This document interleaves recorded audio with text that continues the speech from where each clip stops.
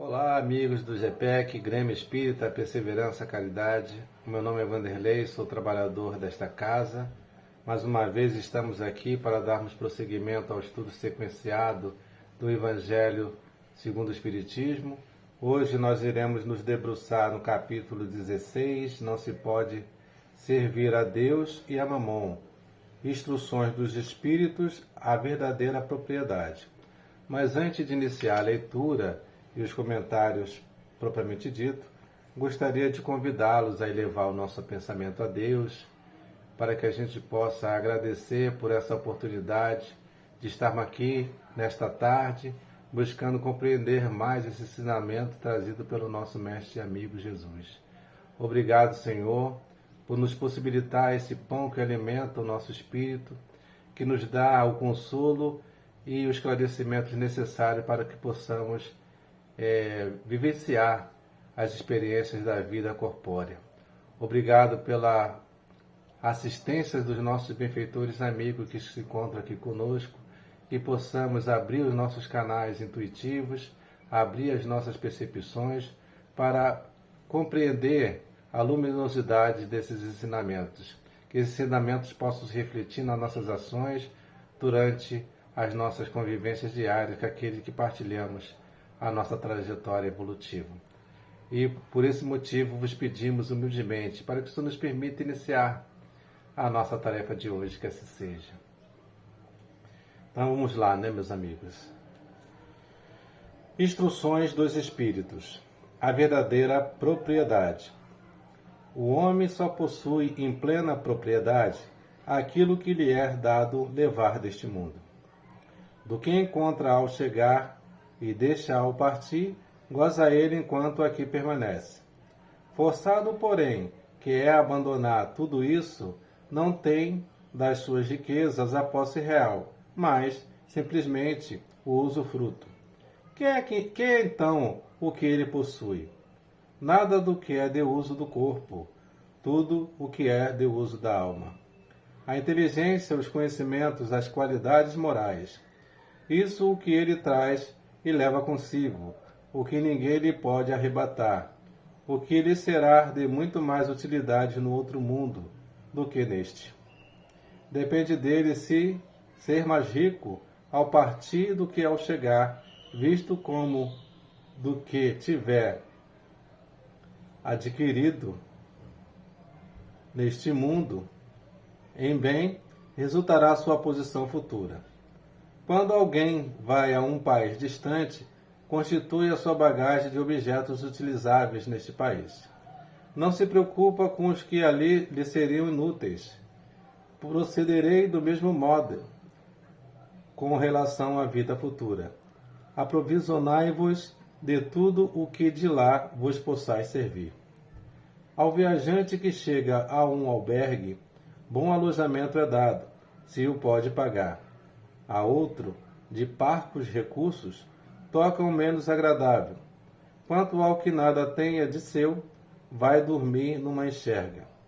O mesmo sucede ao homem à sua chegada no mundo dos espíritos.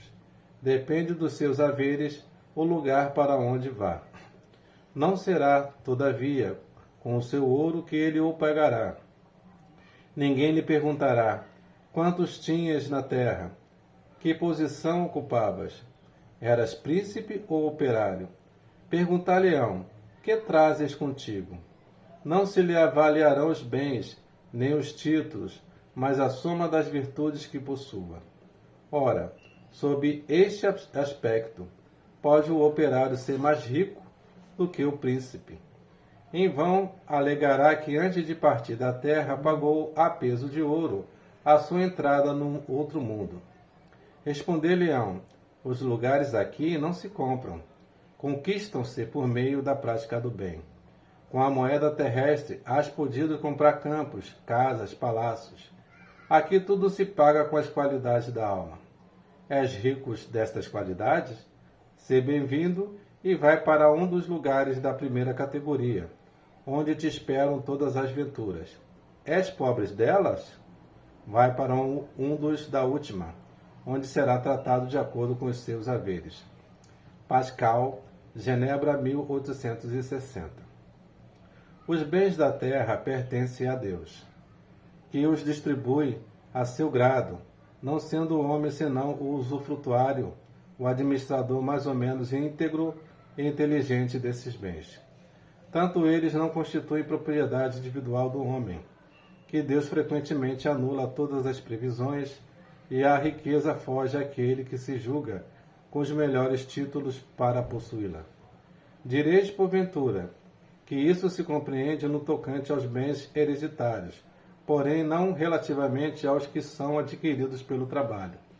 Sem dúvida alguma, se há riquezas legítimas, são estas últimas, quando honestamente conseguidas, porquanto uma propriedade só é legitimamente adquirida, quando da sua aquisição não resulta danos para ninguém. Contas serão pedidas até mesmo de um único ceitil mal ganho, isto é, com prejuízo de outrem. O fato, porém, de um homem dever a si próprio a riqueza que possua, seguir-se-á que, ao morrer, alguma vantagem lhe advenha desse fato? Não são a miúdes inúteis as precauções que ele toma para transmiti-la aos seus descendentes? De certo, porquanto, se Deus não quiser que ela lhes vá ter as mãos, nada prevalecerá contra a sua vontade. Poderá o homem usar e abusar dos seus haveres durante a vida, sem ter de prestar contas? Não. Permitindo-lhe que a adquirisse, é possível haja Deus tido em vista por recompensar-lhe, no curso da existência atual, os esforços, a coragem, a perseverança. Se, porém, ele somente os utilizou na satisfação dos seus sentidos, ou do seu orgulho, se tais haveres se lhe tornaram causa de falência, melhor fora não os ter possuído, visto que perde de um lado o que ganhou do outro, anulando o mérito do seu trabalho. Quando deixar a terra, Deus lhe dirá que já recebeu a sua recompensa. M. Espírito Protetor, Bruxelas, 1861. Instruções dos Espíritos. E aqui a gente tem as reflexões trazidas pelo Espírito Protetor e por Pascal, que trazem esse texto contundente que objetiva abrir as nossas percepções através desses ensinamentos tão profundos que tocam a nossa alma. Interessante observar que, com esse discurso que nós ouvimos através da leitura, é que Deus, Ele é dono de todas as coisas, mas não retém nada para si. E quando a gente compreende que Ele, sendo o dono de todas as coisas, propiciando-nos meios para que a gente possa experienciar na matéria como um espírito que atua na matéria, nós começamos a compreender que o verdadeiro objetivo de estarmos aqui nos relacionamos com esses recursos materiais é para que ele possa nos proporcionar como meio do desenvolvimento dos bens espirituais que realmente se coadunam com a nossa condição de espírito imortal e que nos conectam com a verdadeira vida. Tanto que ele salienta aqui que os verdadeiros bens que nós possuímos é aquele que nos acompanha durante a nossa trajetória de espírito imortal, ou seja, os conhecimentos, as qualidades morais e a inteligência. Então nós estamos aqui com esse objetivo de nos relacionarmos com todas as circunstâncias que a vida material nos proporciona para o desenvolvimento desses bens espirituais, que vão fazer com que as nossas virtudes se potencializem e se manifestem, e farão também com que a gente se aproxime de Deus e dos homens. Então, compreendendo essa máxima, a gente vai verificar que no retorno para a verdadeira vida não será perguntado quais são os bens que nós acumulamos durante a nossa jornada aqui, quais são os títulos que nós agregamos às nossas personalidades. E sim será perguntado o que você fez das oportunidades que você teve com relação a você desenvolver o amor ao próximo e o amor a Deus. Se nós não conseguirmos conectar-se com essas máximas verdadeiras que Jesus nos traz, nós estaremos nos boicotando, né? estaremos na contramão dos objetivos de Deus e, consequentemente, nos colocando num posicionamento de sofrimento, porque ainda não compreendemos a essência da vida, o sentido da vida. E aqui eu acho um ponto interessante também observarmos que ele traz que essa aquisição através do trabalho ela é considerada legítima. Aqui, quando a gente faz uma reflexão da verdadeira propriedade, nos situando, né, da verdadeira propriedade, isso não quer dizer que teremos que ter uma relação de desprezo com a matéria, porque a matéria cumpre a sua finalidade de nos proporcionar crescimento. O que se coloca aqui é que a gente dê o valor merecido à matéria, que é o valor de meio de crescimento do espírito, que é a parte principal. Então, quando nós temos a oportunidade de adquirir um bem de uma forma legítima, e legítima ele destaca muito bem, é quando não ocasionamos prejuízo a ninguém, através do meio dessa aquisição, também não perdemos de vista que essa aquisição foi permitida por Deus e ela tem por objetivo fazer com que a gente propicie meios de crescimento não só para nós mesmos, mas para aqueles que estão à nossa volta. Então, o conforto é justo, mas ele não pode ser utilizado até o ponto de paralisar o nosso crescimento como espírito, que possa também ser um tropeço na nossa caminhada evolutiva. Estamos aqui para desenvolver as qualidades da alma, para que a gente possa verdadeiramente se conectar com essa realidade do espírito, porque é que realmente toca a nossa essência espiritual. Então, meus amigos, aqui o texto fica muito bem claro quando trazido por esses dois espíritos de uma maneira muito real, muito contundente, explorando as nossas reflexões nesse sentido de que estamos aqui como os meros depositários, que nada nos pertence. Então, se somos meros depositários, se assim compreendemos e nos convencemos disso, a ponto de internalizá-los bem dentro da nossa estrutura íntima, isso seria suficiente para que houvesse uma transformação social. Modificaria todos os nossos parâmetros e crenças com relação à matéria, todo o sistema de crença atrelado a essa percepção.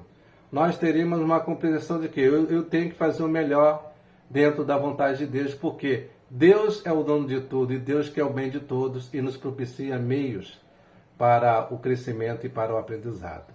Então, compreendendo isso que é trazido, nós iremos nos comportar de uma maneira mais harmoniosa com a proposta de Deus. É esse que é o sentido. Estaremos aqui na matéria, manifestando a nossa inteligência, todas essas características desses bens espirituais que estão em nós, na matéria, com a consciência espiritual, buscando essa ascensão espiritual dentro de um nível de percepção que esteja mais harmonizado com o pensamento de Deus. Então, meus amigos, aqui nós vamos encerrando o vídeo, agradecendo a Deus e convido a vocês a essa prece para que a gente possa se conectar, mantermos-nos conectados com essa espiritualidade amiga que estão aqui conosco, agradecendo por essa oportunidade desta tarde de reflexão, que esses conhecimentos possam amadurecer as nossas percepções e fazer com que tenhamos um relacionamento mais harmonioso com a vida, que possamos priorizar o fortalecimento do afeto, do amor, fazendo uso da caridade como meio de se aproximar de Deus e dos homens. Obrigado, Senhor, pela presença amiga, por esse evangelho que fortalece o nosso espírito, que consola a nossa alma, que possamos ser gratos e, ao mesmo tempo, corresponder essa gratidão com atitudes positivas, atitudes otimistas perante a vida. Agradecemos pela sustentação da espiritualidade, por Jesus nunca nos abandonar, estar sempre conosco, e que essa energia também que nos envolve possa ser estendida aos nossos irmãos que ainda não compreendem, não entendem essas palavras e não concebem ainda a existência de Deus. Que o Senhor possa cuidar, continuar cuidando da nossa nação, do nosso país, do nosso Estado e do nosso querido GPEC, para que prossigam com a sua missão. E a missão é fazer com que os homens possam crescer em consciência espiritual. Que essa proteção, essa energia amorosa possa ser estendida aos nossos trabalhadores da casa e também àqueles que vão buscar o alívio dos seus sofrimentos. Obrigado, Senhor, por tanta amorosidade. Obrigado por confiar nas nossas possibilidades de crescimento. Então, meus amigos, aqui terminamos e gostaria de lembrá-los que no próximo domingo nós estaremos novamente juntos, buscando compreender as máximas profundas desse Evangelho segundo o Espiritismo. Até lá, um grande abraço, que Deus os abençoe. Um beijo no coração também.